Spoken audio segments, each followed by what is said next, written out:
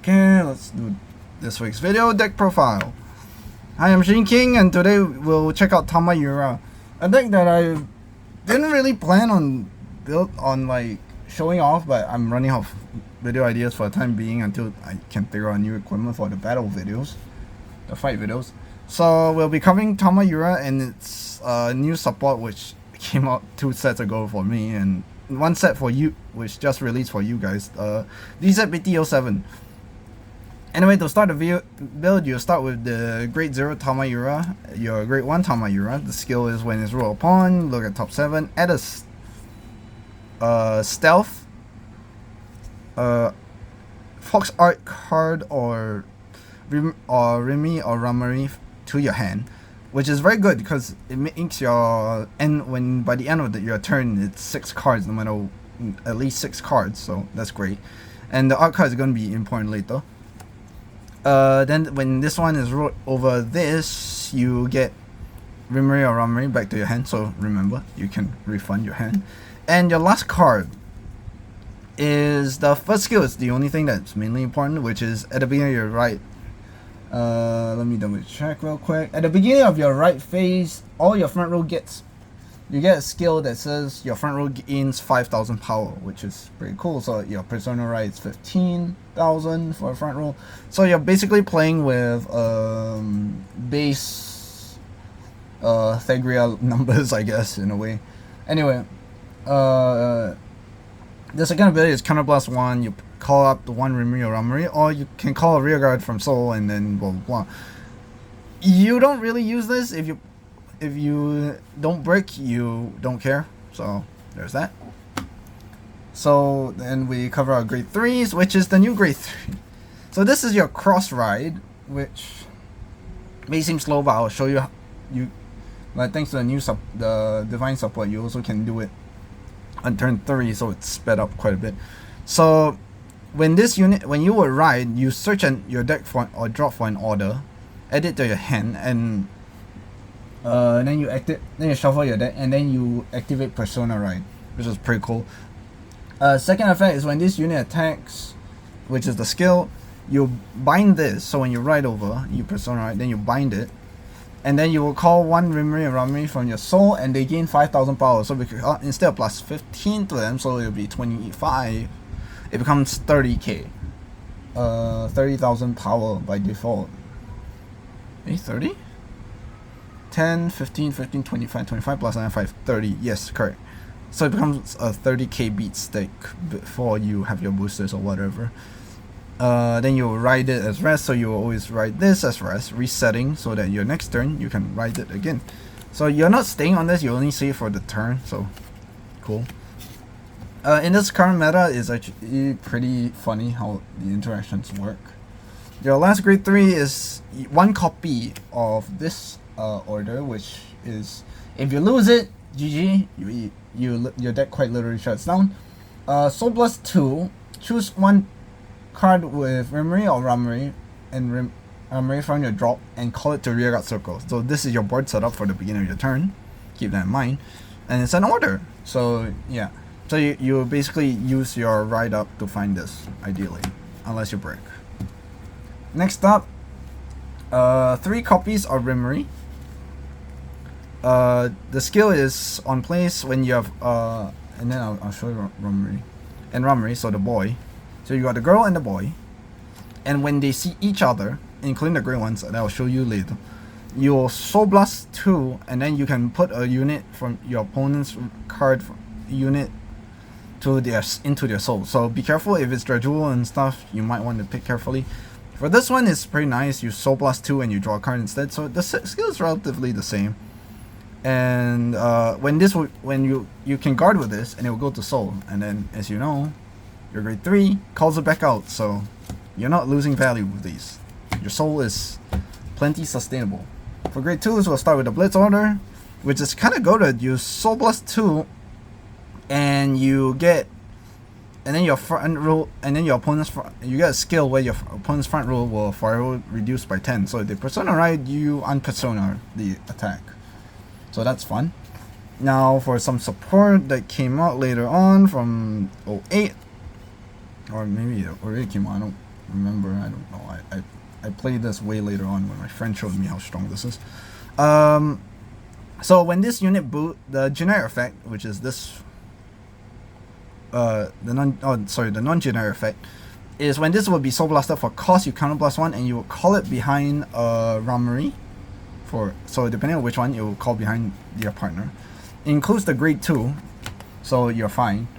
And the generic effect is when this unit would boost, you would put everything on the column into soul, which is very important because with the great ones, that means your opponent cannot remove your units because they will go to soul no matter what. So on their turn, you have practically no rear guard. So piece removal doesn't exist in this deck. It's not a weakness. Anyway, it adds 5 tons power if it's boosting, well, Ririmi, the white-haired one, the girl. And that's that. This one, Rarami, when this one instead, when this unit boosts the boy, you can soul blast one and you can counter charge. So you would do that every turn ideally. If you keep generating soul, you'll be fine. And now for our speedsters, our jump ride that every glitter has, the PR. So yeah, you obviously you need these, and that's why you run 4 of. You run 3 of those because I'll show you why later with the order. But first we'll do the jump right on plays, counter blast 1, energy blast 3, not counter blast. Sheesh, this is what year is it? And then you call, then you look for Ririmi, so this, and then you call the rear guard or stealth, I believe. Let's check. Does it come stealth? Oh no, it's a grade 2 or less glitter unit and call it the rear guard and shuffle the deck. Oh, okay, so it's just a filter. The second effect is the most important one, where you put it to soul and you jump right, and then the skill unfortunately disables your persona if you rolled this turn. So keep that in mind. You can't just stack personas, I guess. Yeah. Oops. Before that, so instead of broken toys, which you guys might be familiar with, we're only gonna run 4 of this one, I nearly said Snowbreak. No, that's a gacha game. Memories of Snowfall. The skills didn't seem good at the time, but my friend convinced me how to use it better. So basically, you play this and then you put it into soul, search the top 7 for Rarami, or stealth in its card name, add it to your hand, and shuffle your deck. And then the drop ability essentially lets you call a Fox Art Order, which allows you to take advantage of, if you remember, this one just says search any order. So you can search your Elementaria or any other order, including that Blitz order, in advance. And then you can use this and obtain the Great One starter from drop, because it's a skill, you don't play it. And it binds, so if future support removes cards from bind, this will be very helpful.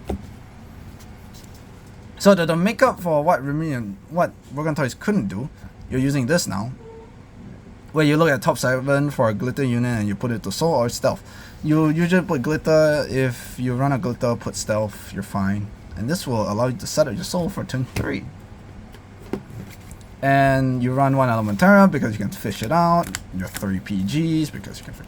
So by the way, so if this ends up in your drop zone or whatever, you can always get it back, so you're fine. I'll show you the lines later because this is quite fun. DE over trigger. Though you cannot use the new Tamayura's ability twice, it becomes a hard once per turn, or soft once per turn technically.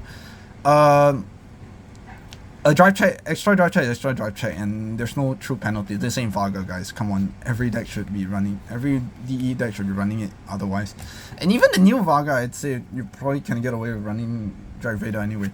Your 4 heals, your 5 crits, and this occasionally, which has never happened to me, but hey, 1 effect crit because I can.